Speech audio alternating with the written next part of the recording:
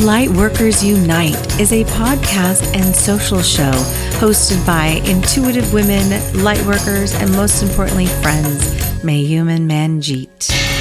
Welcome to our podcast, Lightworkers Unite, where we believe there is a lightworker within all of us. Whether you are a medium, an educator, or a nuclear medicine technologist, there is a lightworker within you, and we have work to do. This is a safe and sacred place where lightworkers connect, grow, and learn. And share our light with the world. We have a very special guest with us today, Mr. Anthony Russell. Anthony Russell is a psychic medium and expert tarot card reader. He embodies the romantic vision of a psychic from New York City, sophisticated, well-traveled, articulate, and a master of several mystery traditions reflecting the melting pot of his locale.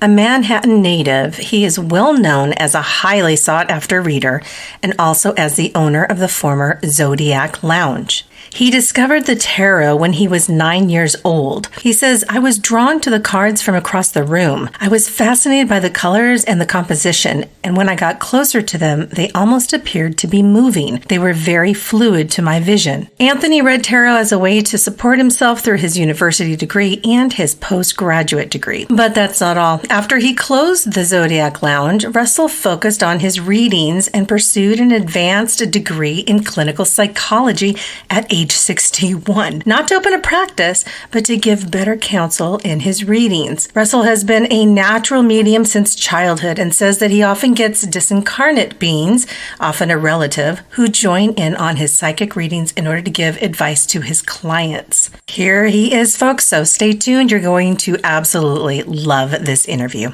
Ooh. All right.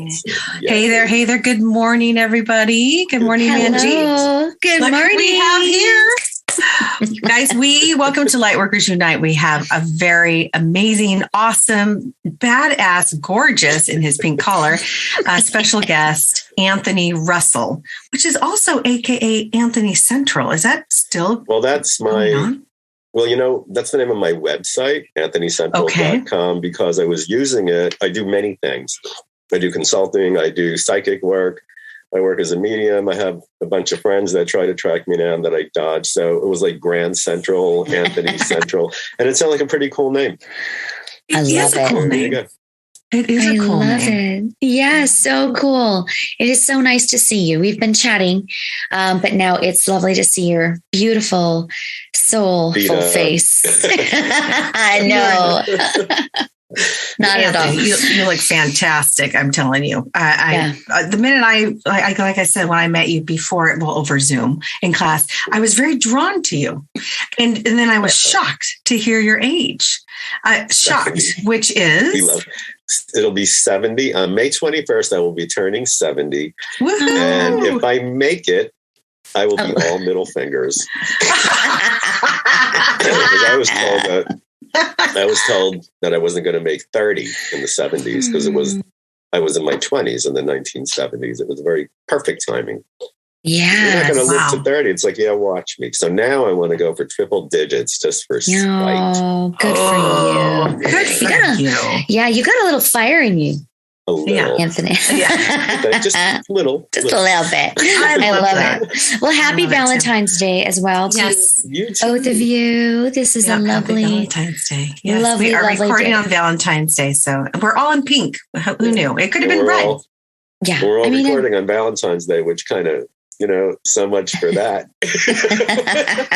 Romantic breakfasts anywhere. No, that's not happening up in the Russell house. This Russell house. Yeah. Or this one. Either. Yeah. After the first 2 years, all bets are off. Oh my gosh. Yeah. It's like, we got this. We got this. Well, how do you want to start today? Miss Mayume, should we start with one of our question for front-loaded questions? Yeah, well, a lot of the times it's how did you get it? How did you get started? Like all of that. So I'm going to ask you, and it just disappeared, but it's one of the questions that we like to ask our guests. And it's just pretty generic, but like how or when did you first realize or consider yourself a light worker? Meaning someone who was intuitive or your psychic gifts. How did that happen? when I figured out that everybody else wasn't, I just assumed that everybody was. And I grew up in a, it's the kindest word I can use, high profile, socially conservative, not politically, family. So that was for other people. You know, I was told that you're hearing voices. It's like, well, no. I learned many years later that it's called claircognizance, which is sort of like knowing the answer before the question is asked. Mm-hmm. And my family never discussed everything. I mean, let's not forget, I was born in 1952. So during the Eisenhower era, we were all little robots and everything was fine all the time. Wow. You know? Yeah. So I just figured there was some of that going on. And then it occurred to me when I started actually seeing dead people at the kitchen table and asking, you know, my parents or my sister, how come you're not talking to Mr. Fee? Well, he died 2 weeks ago. It's like, he's like right over there.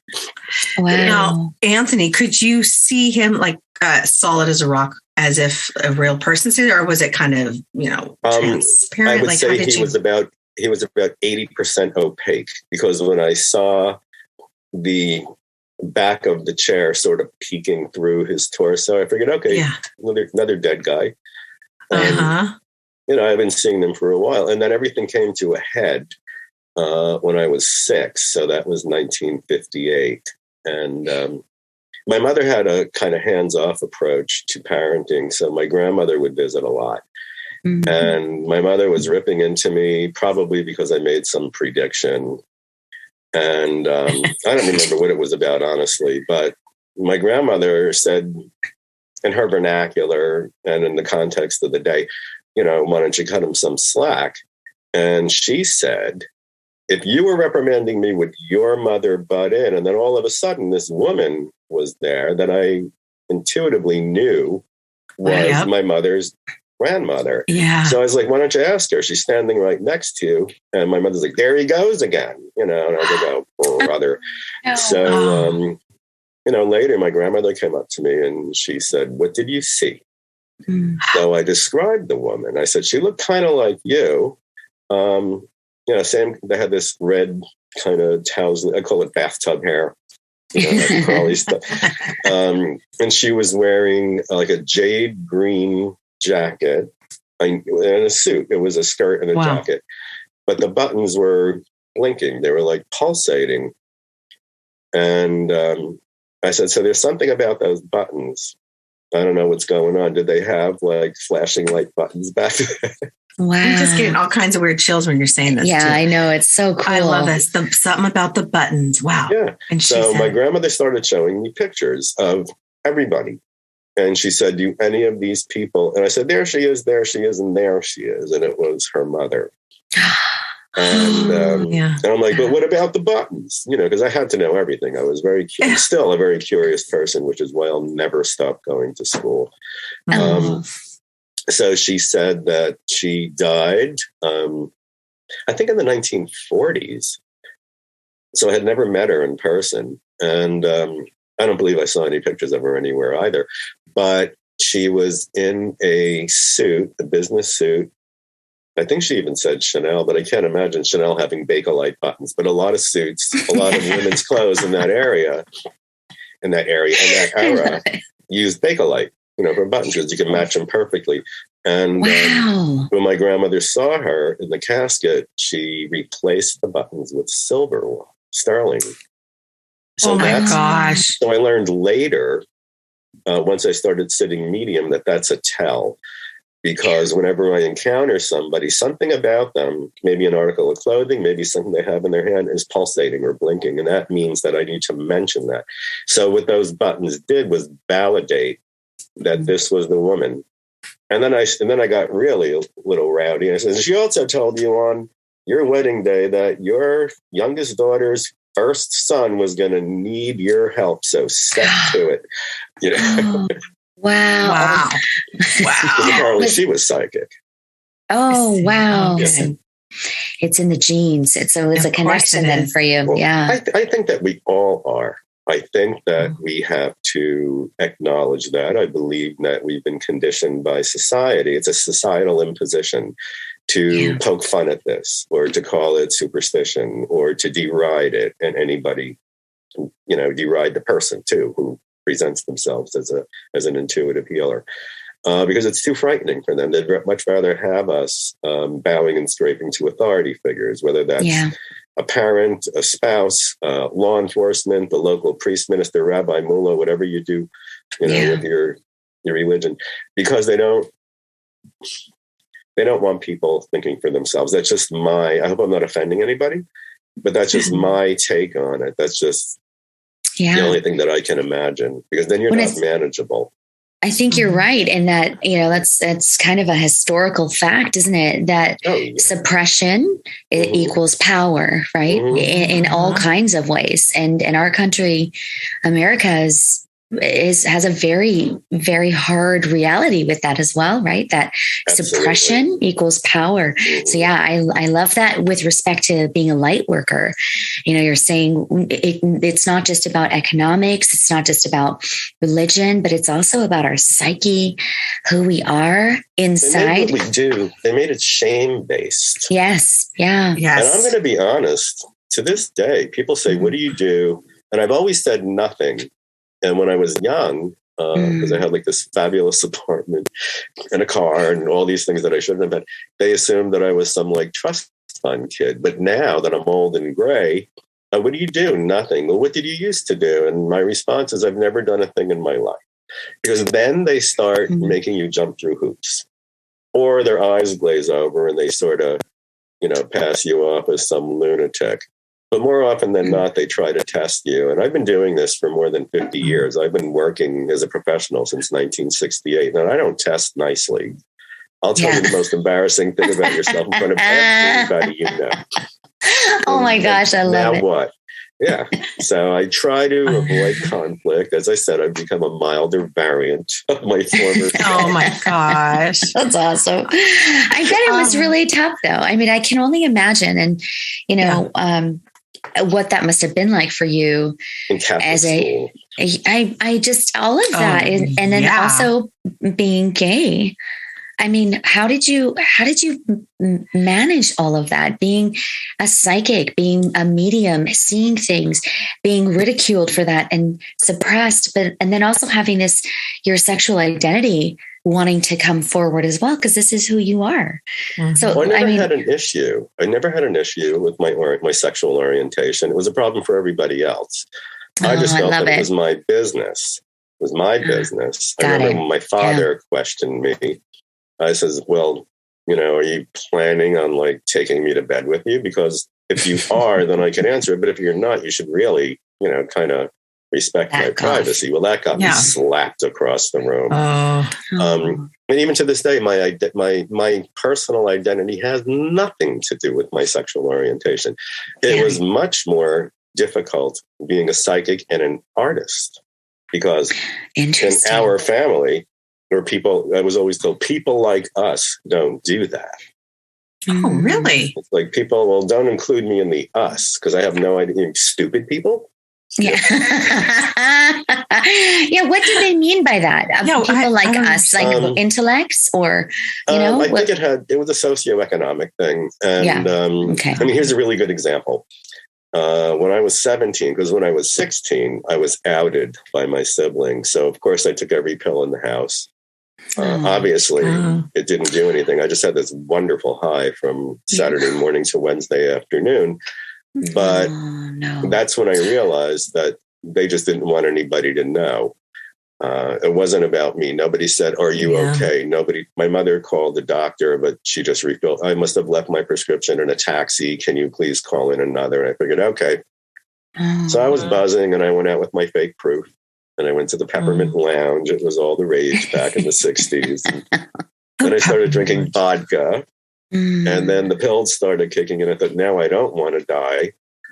And I had to keep myself awake. But the point is that when I was around 17, because I told them, I said, you know what? I get it. They said, marry somebody, bring children into the family. And it's like, oh, so it's okay if I destroy a woman's life who's in love with me. And you don't give a damn if I mortify your grandchildren, because I'm not going to stop. And it's only a matter of time before I get caught. So I'm not into that. So here's the deal. Now that I know what's up around here, don't try to manipulate me any longer, and we can all play nice until I'm 18 and I can get out. Because at that time, there was a few years that 18 was legal age. Yeah. Luckily, it was at that point in my life. So when I was 17, my mother had some friends over, and they all had kids around my age or a little older. And they were bragging about so-and-so's going to law school, so-and-so's going to med school, somebody's trying to get into Yale, Harvard, Princeton, name it. And my mother said, well, he's a psychic and a musician. And I'm like, and a fag, all at the same time. Tell your kids to step up. What is it? They can't multitask? I mean, I've never had an issue. Oh my God, you up. Yeah, really. Bless your heart. Juggling oranges, throwing oranges. Oh my God, you are hysterical. I bet that went over really well. Really well. She realized that was the first time that she realized that it was no empty threat. If you try to manipulate me, I'm going to push back and mortify you. Yeah. So it sort of slowed down. Wow. My gosh. I kind of fucking love that. I do too. It's an immense bravery too. Like you don't give a fuck. So here you go. Yeah. And that's being true to yourself, being true to yourself, embracing who you are. That's all we can be. Yes. Yeah. Yeah. Then to punish me, this is the best part. Okay. So I get outed. They realize I'm not going to back down. What do? They enroll me in an all-boys Catholic school run by Irish Christian brothers. I'm like, booyah, jackpot! So, I loved it. Jackpot! Oh no, that's horrible. Like, finally, you people are coming to your senses. Yeah. You're like, I feel seen. I feel heard. This is how nuts do. So it wasn't easy, but it wasn't hard either, because I just realized that I have nobody. That's what she said. Yeah. So, yeah. I couldn't help it. So how long were you there for, Anthony? Pardon? How long were you at that school for? Was it like a 4 year? 4 years. Yes. 4 years. Yes. I was, okay. I mean, I'm only 5'2" and 135 pounds now. Back then I was like microscopic. And of course you go, yeah, now what? So, when you're little, when you're small, you can very easily be bullied. So I immediately hooked up. Look at him laugh. I know, he's dying. And he was such a nice guy. Like the toughest, greaser in school. Oh my gosh. Yeah. Greaser. Yeah. I love that. So everybody knew that I was like Dave's bitch, except that I was the one you had to watch. He never threw hands. I did. Yeah. Oh my gosh. I love it. It's interesting, isn't it? Because it's like these survival mechanisms that you've created, like over time. And I love that you have just this lens now of humor and, joy around these things. But I'm sure at the time it must have been, I think that was the thing I really admire about you. Daunting. Is that it was daunting, but I developed this mechanism. My home obviously was a little abusive. Yeah. And my therapist said, and I agree, that most children who were raised in abusive homes identify with their abuser and become abusers themselves.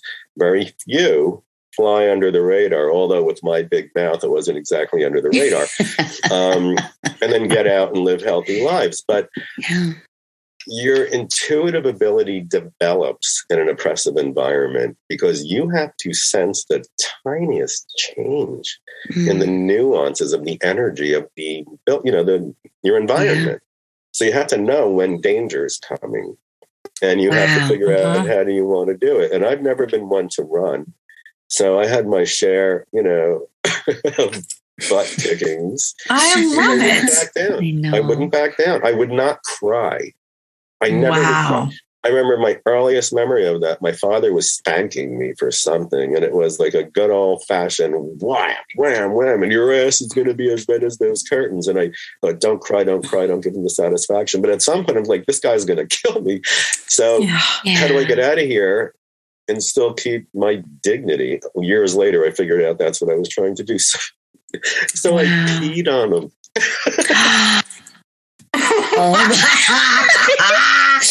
Mayume and I are like, what? Silence. Get away from me. Yeah. But isn't that interesting? Like, get away. And you know, like a release. Oh my gosh. I believe it. And I've heard that a lot, you know, with kids with going through trauma, especially physical abuse. That is the only way they can have some sense of power, some sense of control in that situation, you know. But all this started with you saying about my humor.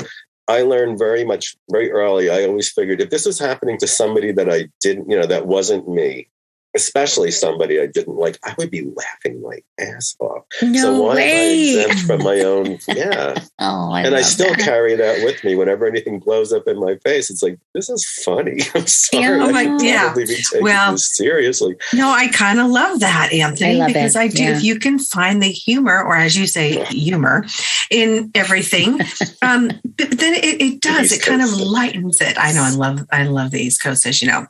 I love that it can lift and change the energy of the room by changing your mindset and having some laughter and finding that silver lining, as they always say, but finding something funny about it to just switch things up. Yeah. I mean, because, you know, I mean, there's some tragedy out there, but if there's anything you can do to change the energy, which is wonderful that you were able to do that. Well, it was a survival mechanism. Yeah. It was a survival mechanism. Absolutely. And it worked. Yeah. When I think it's really interesting, because we talk about this a lot, Mayume, in our podcast about, you know, we're very frank and honest about, like, we've been through some traumas, you know, our own stories, but laughter has always been kind of one of the common denominators in both of our lives, that we've been able to go, you know what, this is really fucking hilarious. It really, I love when you said that. I was like, happening to me. Yeah, that's such a great perspective, you know, and I just was like, I think I've been doing that, but I never used your words like that, like looking at it from another person. I love that. It's because sometimes it does, you need to kind of dissociate yourself enough to go, you know, where is like what the actual fuck is happening? This is not okay, you know. This can't be my life. Yeah. Sometimes, you know, did I die and go to hell? I mean, you know, and then no, this is your real life. Especially like when the cops, when I got stopped driving without a license, and I'm like hysterical when I got pulled over. Oh no! Where are you going at 70 miles an hour? I said, the DMV. I want to take my road test. Give me your license. So I don't have my license, but here's some poems I wrote. You want to read these? Oh my God. I mean, he was actually cracking up.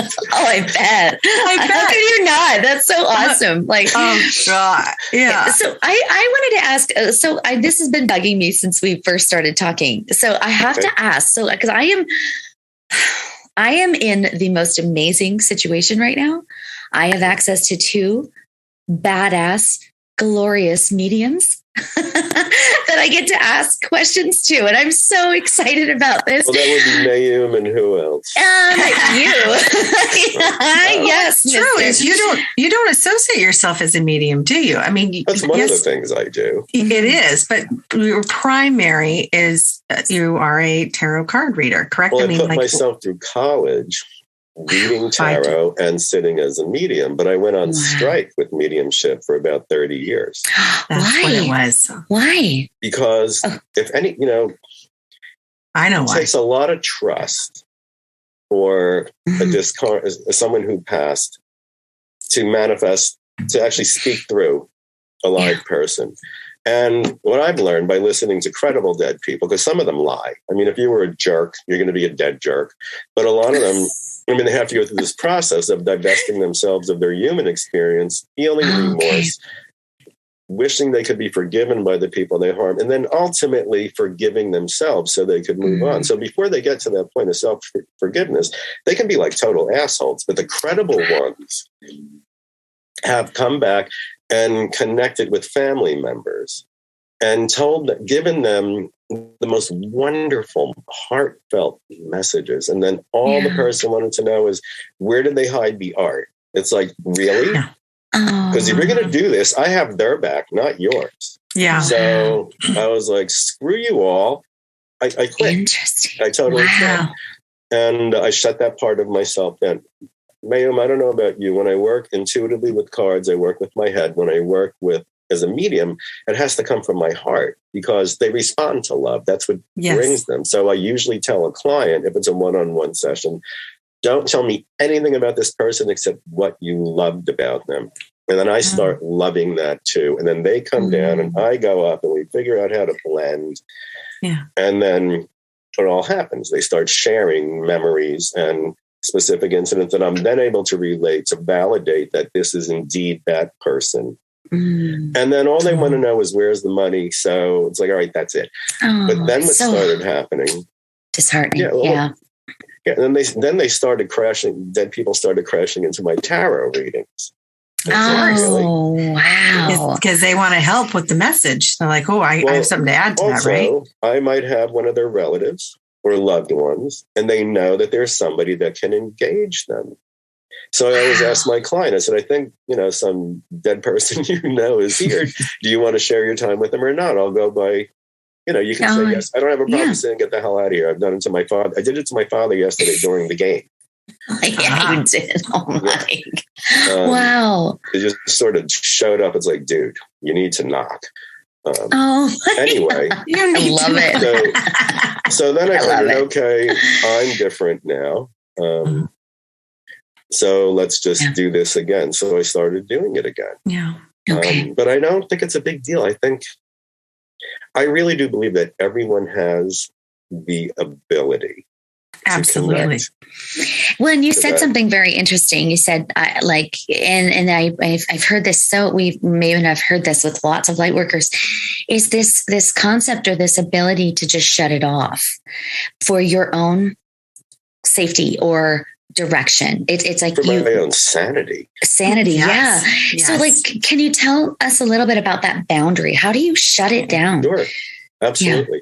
When I was a kid, I would never be to school on time because I would have to jump off the subway because I was bombarded with everything from everyone around me. Oh my God! I just needed, I've never been a morning person, nor am I yet. Hopefully never will be. So all that drama at like 7:30, 8 o'clock in the morning, it's like, bitches, please shut up. And I think the natural instinct is to go within, to hide. Okay. But the further in I went, the more crazy they became. Really? The louder the collective noise got. So instead of jumping off a subway, so when I jumped off the subway car for the last time after about 2 or 3 years, I realized I'm doing this all backwards. All the drama is coming from a place that you don't occupy. So if you join that place, if I go outward, if I become part of it, then I will be immune to it. You become part of the noise and you don't hear it inside, you hear it outside. So then I had to play with it and I found this one level where I'm mostly out, but the only portal that I keep open is one that's going to tell me if danger is coming in my direction. Oh gosh, I love that. So going outward, becoming part of it, it actually cancels it out. That's really good advice. That's Isn't one of our questions. Like, what advice would you give to light workers? I love that. It's like running toward the fire. Right. Yeah. And, but in saying that with respect to boundaries, energetic and spiritual boundaries, I've never really thought of it that way as an inclusion versus a rejection. Absolutely. Right. I always thought to maintain my space, like I put that boundary, like to protect so that things just kind of bounce off me. And I say I'm open and closed for business. Like I close my third eye. And that has worked for me where like, I don't want to talk to in the grocery store. I don't want to talk to, I'm talking to a cute guy in a bar. I don't need to see his grandmother behind him going, So I was like, no, like shut it off, close for business. So that seemed to work. I think we all find our own way. There isn't one way to do it. That's what works for me. So if it works for anybody, it's sort of like trying on a really great jacket at Barney's off the rack, and either it fits and you walk home with it. This is what I think about all advice. If it doesn't, it'll never fit and you look like hell, so you put it back. Most times things can be altered. So take a portion of what worked. Because I always tell people, this worked for me. It may or may not work for you. You don't have to take it at all. You don't have to take it in its entirety. But at least try it out and see if you can get it to fit. And then at least you're not going to be having this fit, this problem. Yeah. I love that, Anthony. Yeah. That's cool. That's a great analogy. You're so brilliant. I know. I love it. I love it. Well, and I think I think that's great advice for really light workers, because, and we kind of talked a little bit about this in our last week when we first kind of I was meeting you for the first time. This concept of kind of owning your light, owning your own power, but also acknowledging that the way I shine is going to be different than the way Mayume shines. Right. But we're both in the light, but it's through my lens as an Indian woman, versus, Mayume, who is, Vietnamese and mixed and has a whole different lens, but we're still doing the same light. So I love what you're saying about how everybody's power is unique, and just owning that and being authentic with it. Like you said earlier, being really authentic and honest about who you are, but just not letting it, not trying to compare yourself with each other. Exactly. There is no comparison. Everyone is going to do it in their own way. Yeah. And I think it's all beautiful. And we can learn and help, because I really love the whole trying it on. And I love brilliant. I love that. And I think we can always offer beautiful pieces, these gold nuggets for others to help them. And then they can take it or not take it, or take a little bit of it and then merge and create their own way. But we all have this gift. I agree with you, Anthony. We all do. And am I allowed to ask you guys questions? Absolutely not. Okay, Manjeet, of course. Manjeet, you just mentioned being an Indian woman. Were you brought up in a traditional Indian household? Indian house. I would say generally, yes. I lived with my grandparents who were non-English speaking. So we taught them how to say fuck, shit, piss, and all the awesome swear words. Yeah. But my mom was very hesitant with English. I don't think English is a very forgiving language for It's a trick language. It's really hard for her. Yeah. Even now, even though she's been here, since she's been 20, she still speaks Punjabi first. And so, but my dad was raised in England.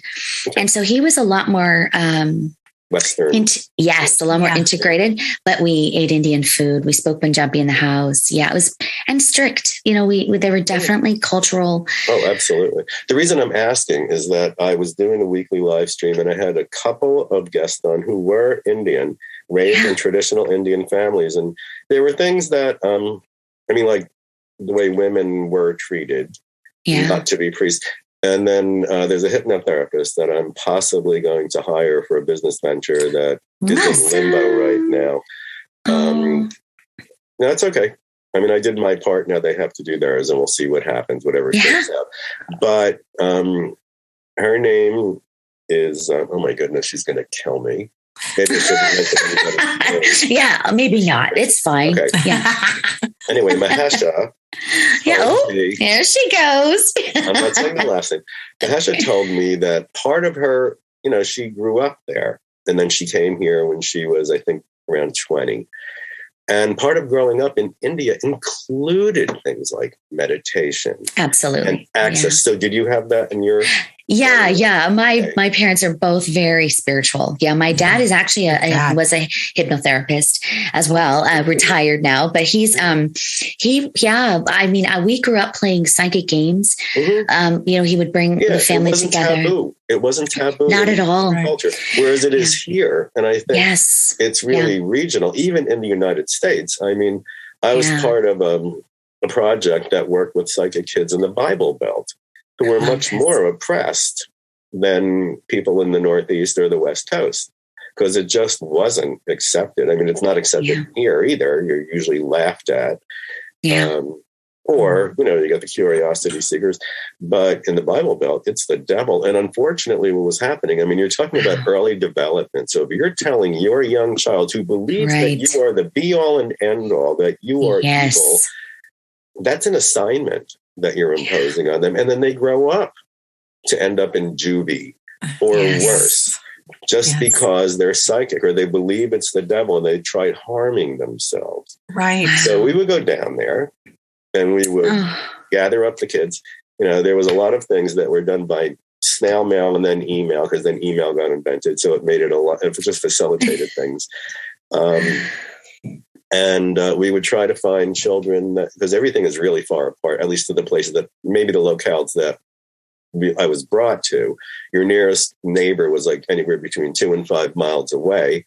The only place that you meet is in church on Sunday. And this is why organized religion is a communal institution rather than a spiritual one. Because if somebody didn't show up, you're going to go, oh my God, they died. Otherwise, you'd never know.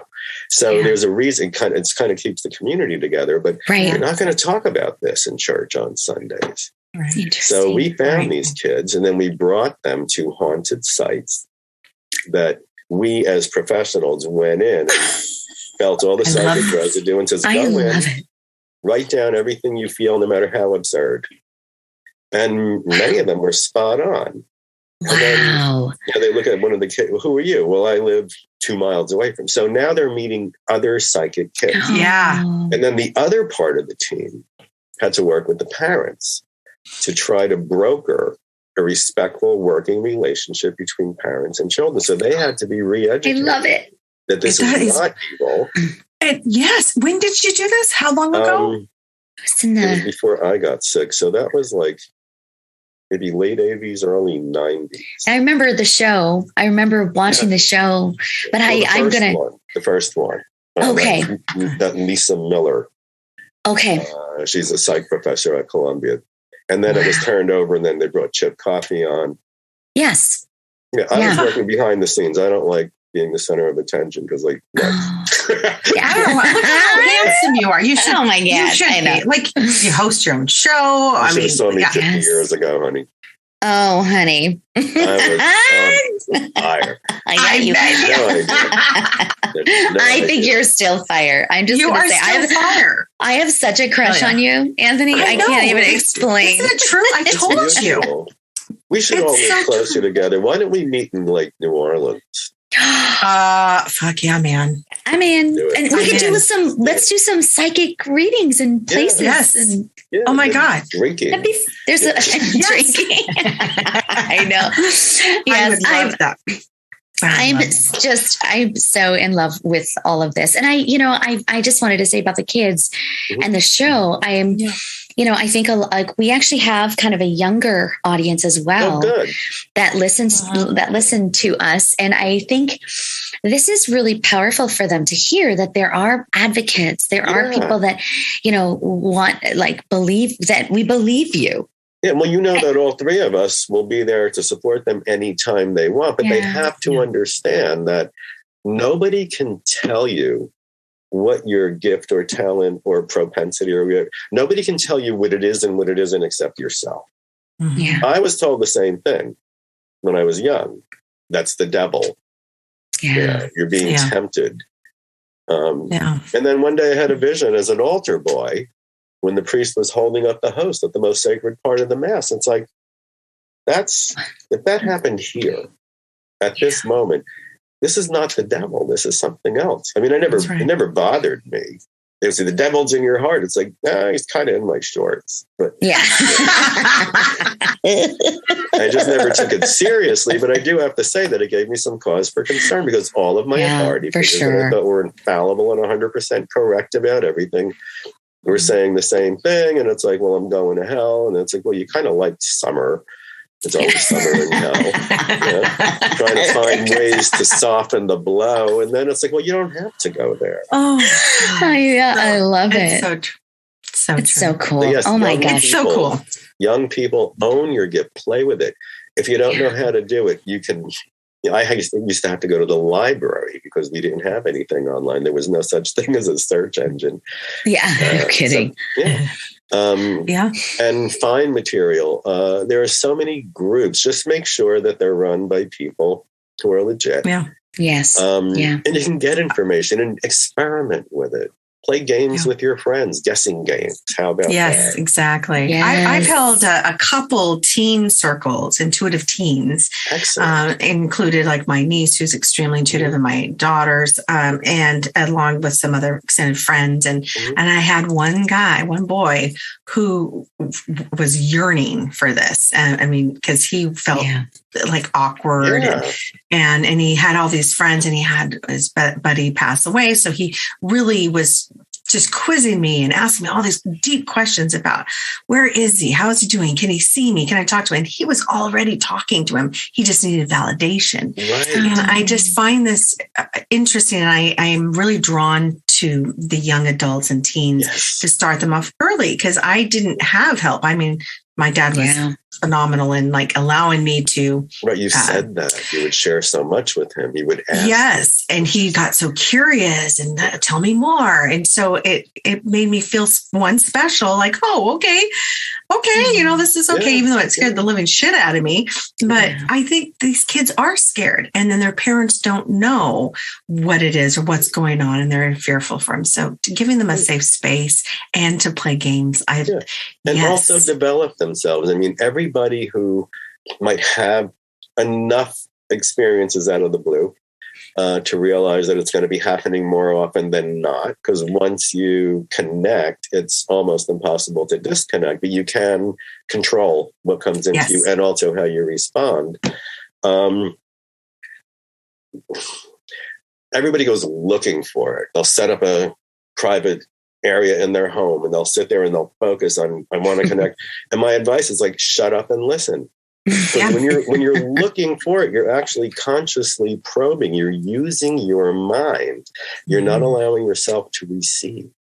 So quiet yourself. Just become hyper aware of your environment, the temperature of the room, fragrances, anything. Just be one with the space you're sitting in and quiet your mind completely. There are so many tricks. Pranayama breathing.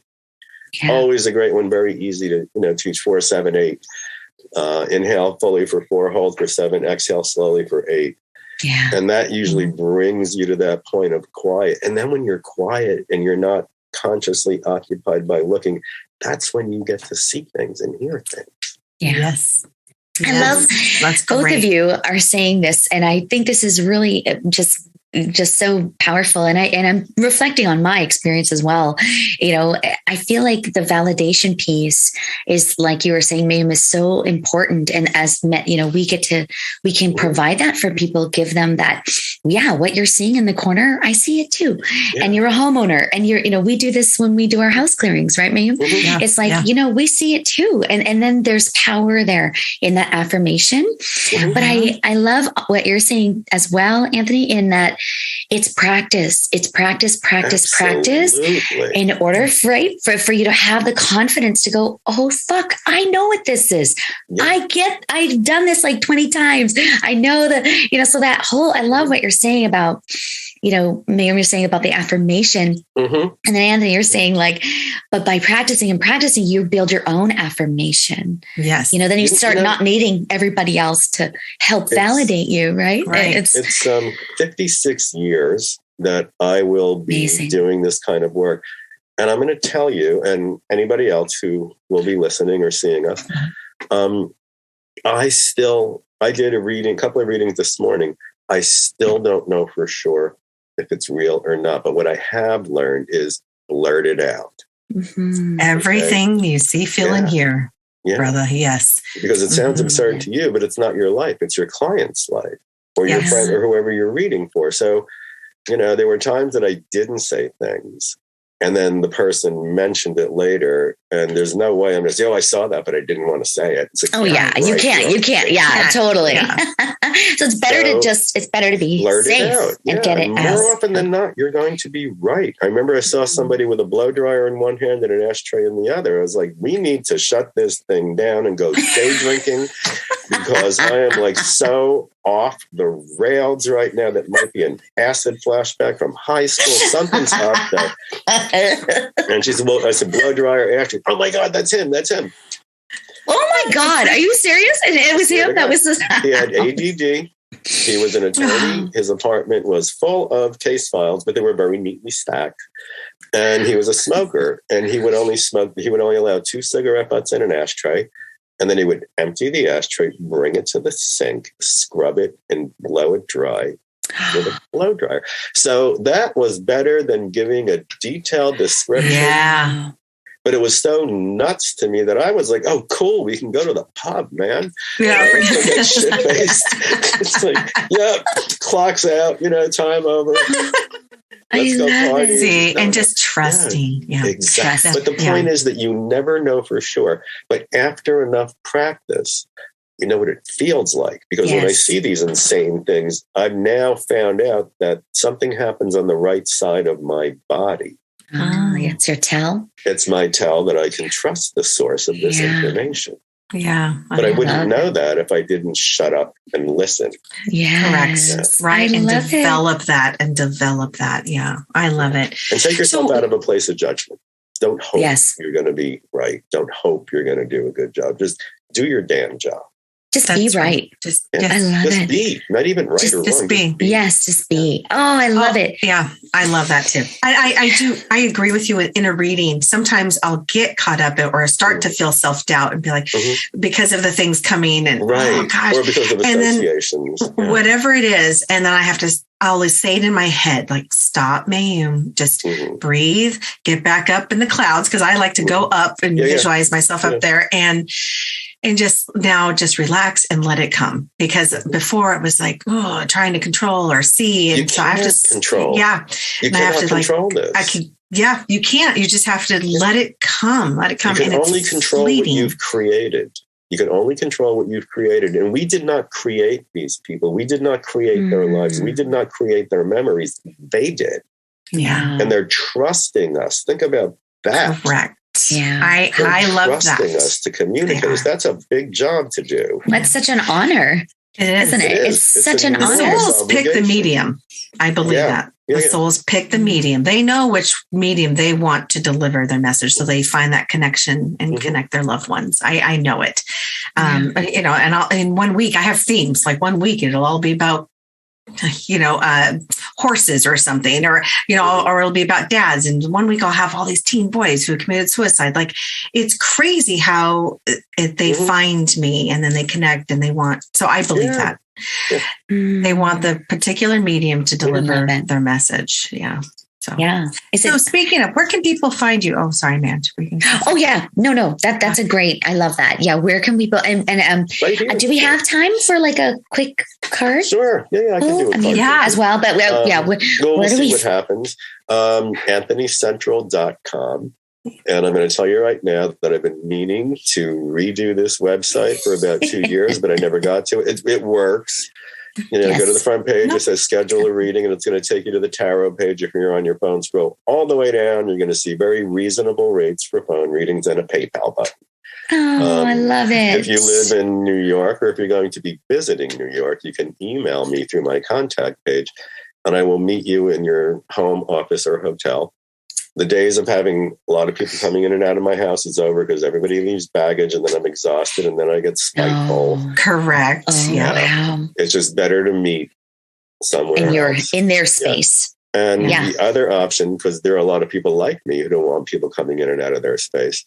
I'm working on a business deal right now for a physical space that is it's actually a 2-bedroom garden apartment beneath a very prestigious fine mineral gallery. I love it. Oh, I love this. And there's a service room. So then if you don't want me to come to your place and I don't want you to come to mine, there is a place we can meet face to face. Neutral. Actually, I'll say Astro West find me, Astro 102 West 79th Street. If you're on Instagram, look for Astro West Underground. That's what we're calling it.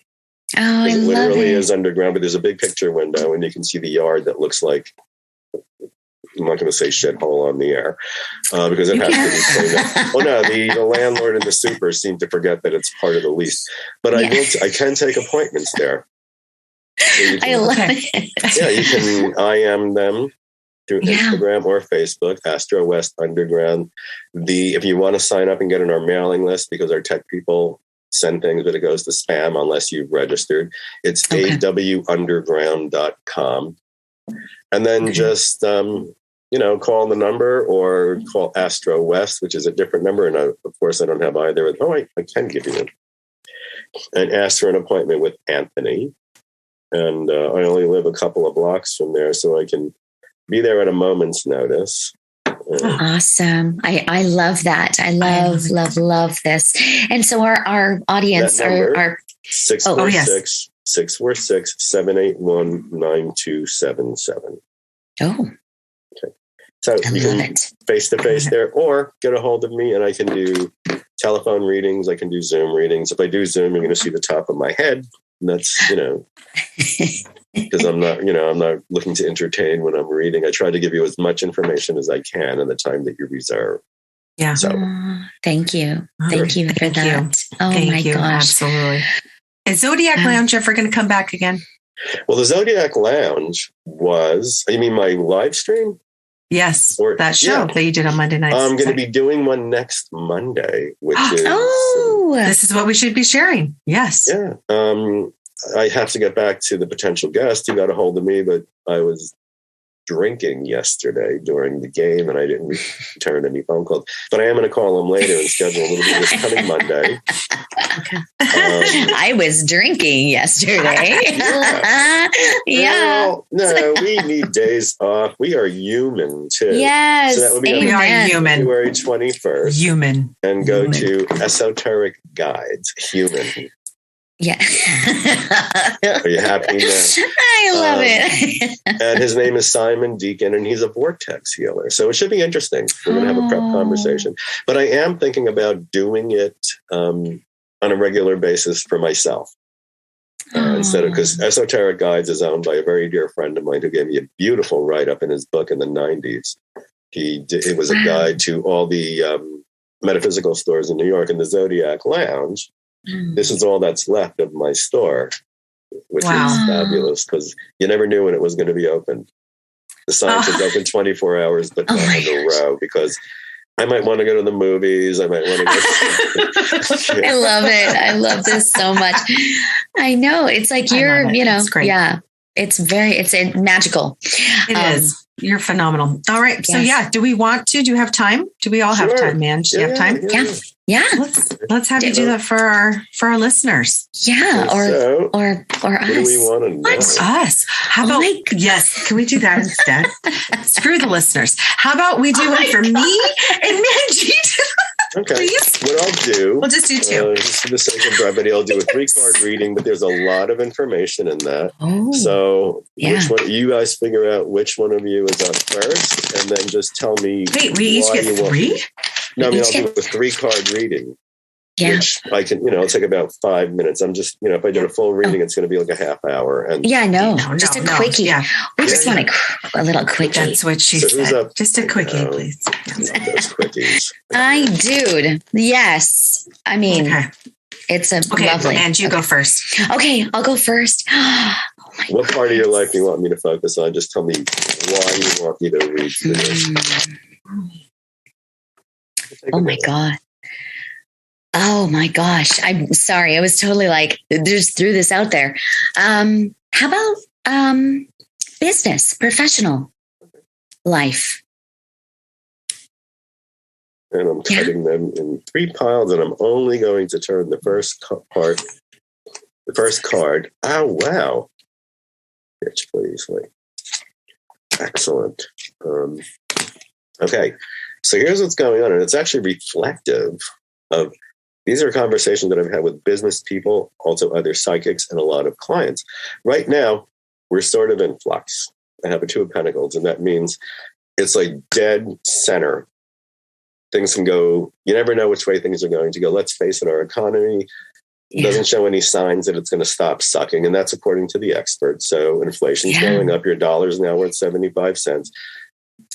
People need to support businesses, but if it's going to come to the choice of getting a reading or feeding your kids.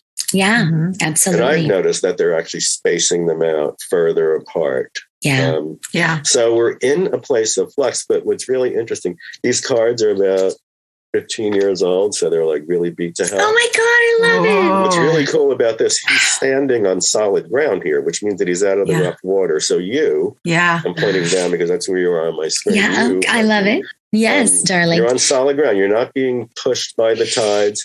You know, the time to allow yourself to just sort of go with the flow is over. We have to crawl out, walk in our own direction. But again, business is iffy. Twos and tarot are equal and opposite.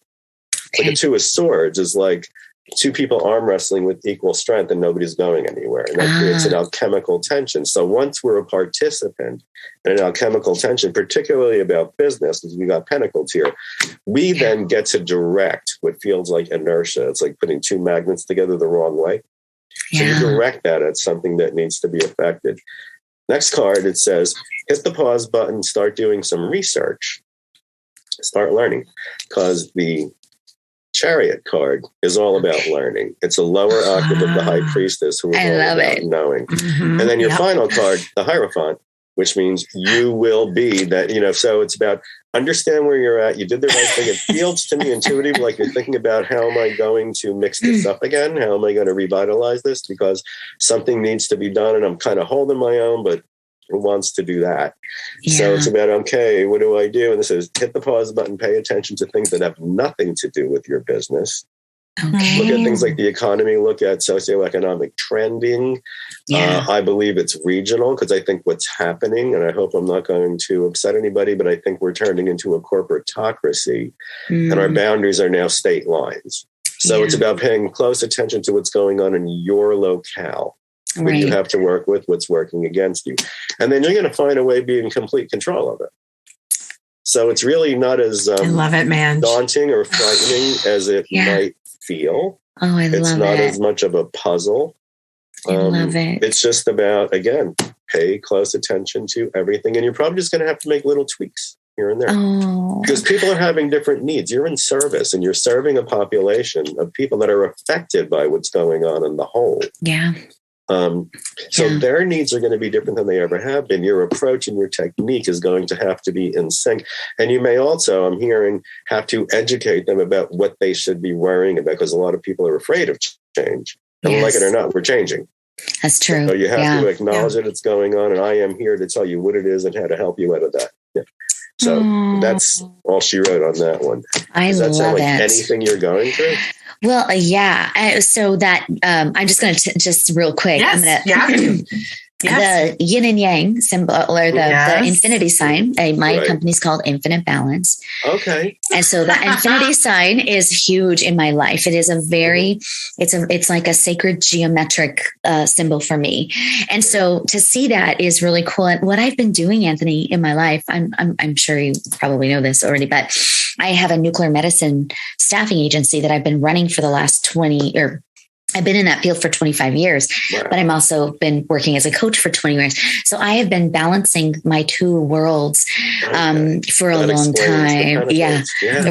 And so when I saw that, I was like, oh my gosh, that is like essentially me living two lives. Right? I run this, I'm the CEO of this company that I birthed, 17 years ago. And it's awesome. But I've also really, I love being a coach. And this is where my love really is now. So I'm kind of like, and then I just launched, I know. Let's throw another one into let's throw I know on the Barbie. I know, I love it. When I just launched a multidimensional healing certification course that I'm going to be hosting. Excellent. And it's been, but that is a bit. Like I am going to be I'll be certifying people in this process that I've learned over the last 20 years being a coach. So that also feels like, okay, little nerve-wracking. So this was so lovely to hear. Well, again, the key to it is just investigate what's going on around you. Yes. Okay. Yeah. And I am researching like a mad woman. And I have been for the last 7 months. So when you said that, I was like, I've been learning about star seeds. I've been learning about. You're guaranteed to be I love it. in charge of your own empire. So that's something. Now, when you said nuclear medicine, is that anything like genetic coding? Because I have a client who works in big pharma, and she's working on a treatment right now for cancer patients that really have no hope. And it's pretty much re-engineering their DNA. Yes. And it seems to be very effective, but it's still in a trial. What is nuclear medicine? Yeah, nuclear medicine, we inject radioactive materials into the bloodstream and then put them under cameras to image. So it's under diagnostics. Yes, it's it's under radiology. Okay. Yes, yeah. And I specialize in cancer detection and nuclear cardiology. So those are my specialties with my team. But mom just went through that with a very unfortunately sorry. No, it's like the pancreatic cancer of brain cancers, but they were able to do that, to light it up and then make, one small hole instead of shaving her whole head and healing and remove all of the cancer.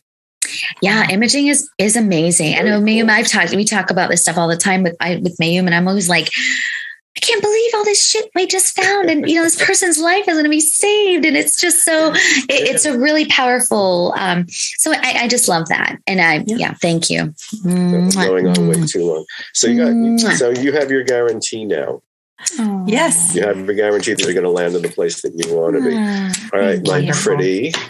Thank you. I love you. That was beautiful. Should I call you Mayume? That was awesome. Would that be? Because I keep on using the humor. So I'm thinking in honor of Valentine's Day, we'll switch it up. And so tell me more about, I'd love some insight on my relationships, I'm just going to kind of leave it there. Obviously, I have a husband I'm curious about. Want me to spill all the tea? Or? Yeah, absolutely. Okay. Spill it. Good, bad, and the ugly. I'll take it all. God, that's the only way. It's the only way to roll. I want to go to New York right now.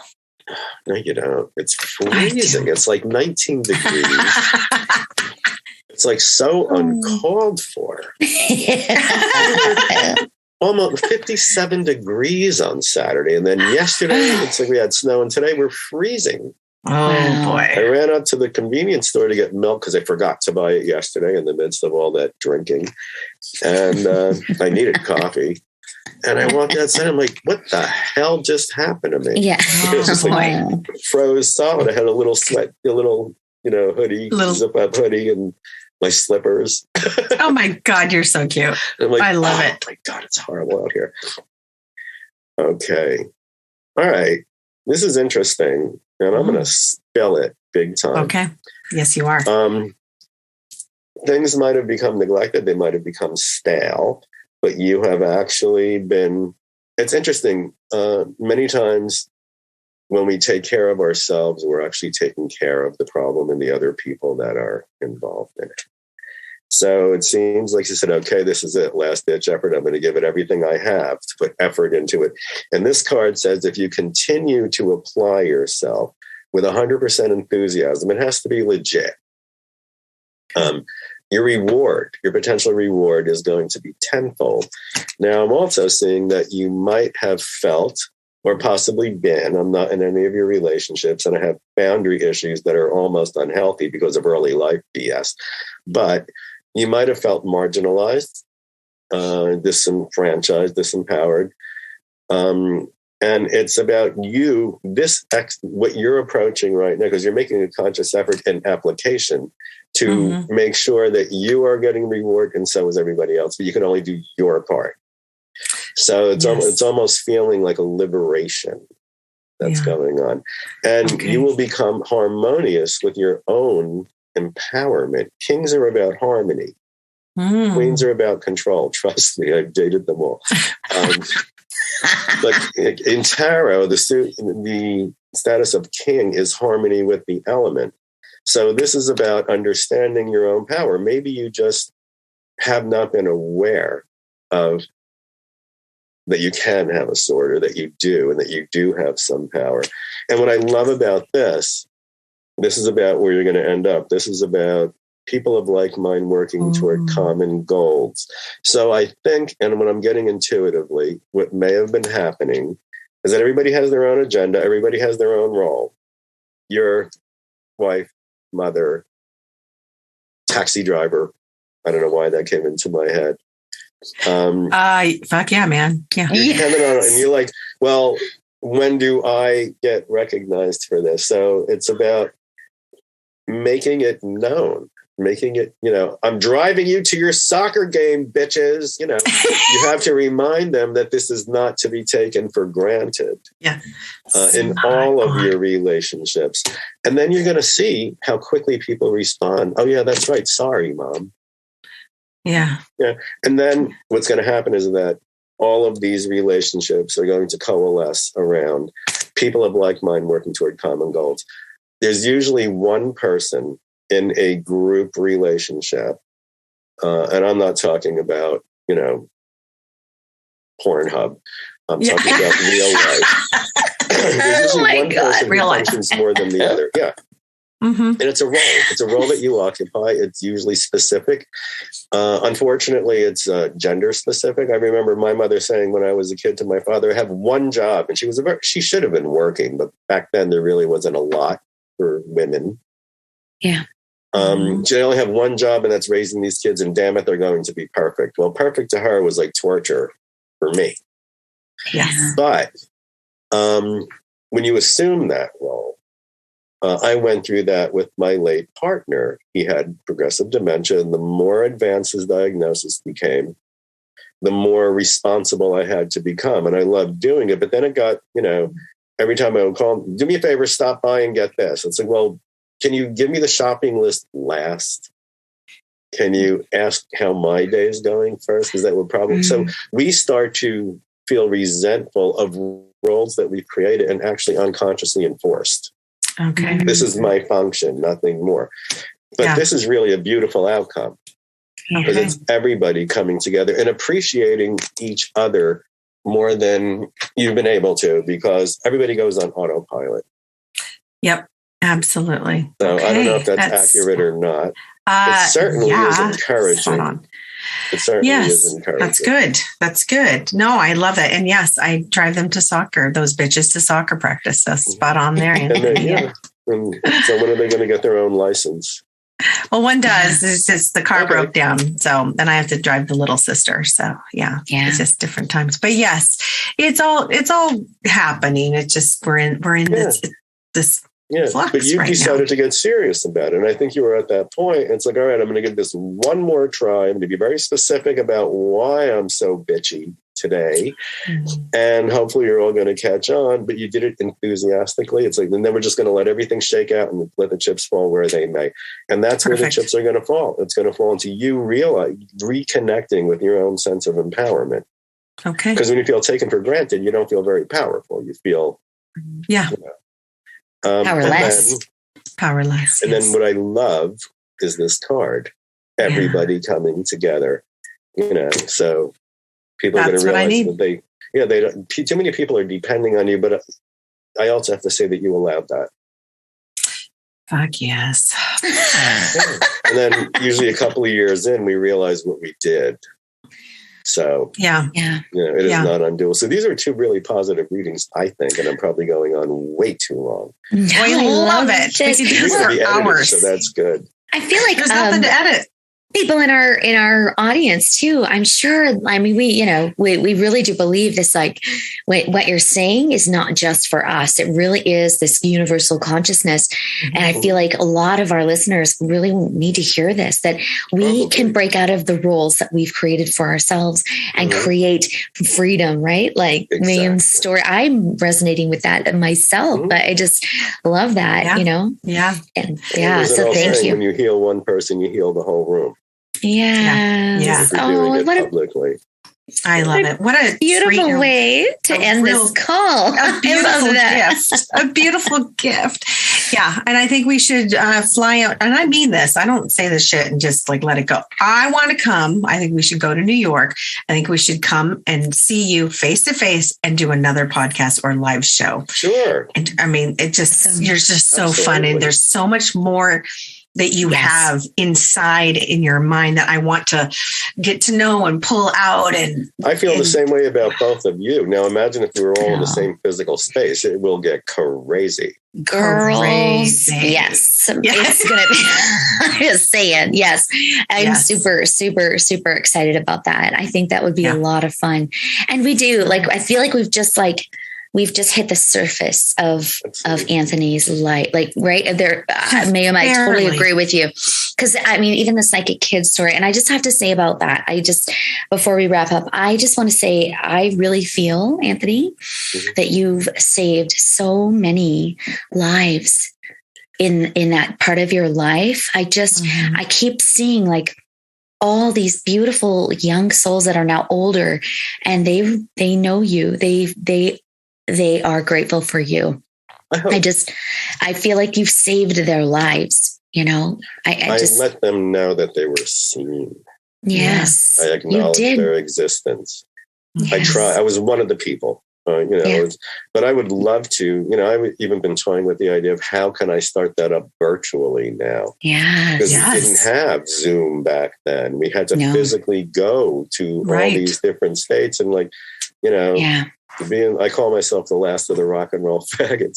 So, when we're in Mississippi, it's like, y'all one of them fancy boys. And I didn't know what that was. Fancier than her, we call you like mulch down here. I live in the city. We don't need mulch. And when I found out what it was like, they're going to chop me up and put me in the fields like that crazy Davis. It was at Harvest Home. Oh my God. I should probably just stay in my hotel room. It might be safer. Don't go to the pubs anymore. Don't keep away from the tavern. The fag alarm goes off. So, oh my gosh. Funny. This is the best way to spend a morning. It really was. It really was. So much fun. You're fucking fabulous, like on so many levels. I'm so honored and grateful that I got to connect with you and meet you the way that I did. And I hope this beautiful friendship will continue. It's going to continue. So if I start live streaming again on a regular basis, I would love to have the two of you on. Absolutely. I love maybe it. Regularly. We'll have first Monday of every month is like Crazy Bitch Monday, and then we all get together. And do this. Crazy Bitch. Yes. I love it. I'm in. I love it. Because I'm a fucking crazy bitch. Perfect. Yeah. I will. I'm down with that. I've never been accused of being sane or measured. So loose cannons are us. Okay. You are a gift to us. And thank you so much, my friend. Such a pleasure. And I really appreciate it. So I guess this is it. Yes. Until next time, my friend. You all. Namaste. We love you. Okay. Bye.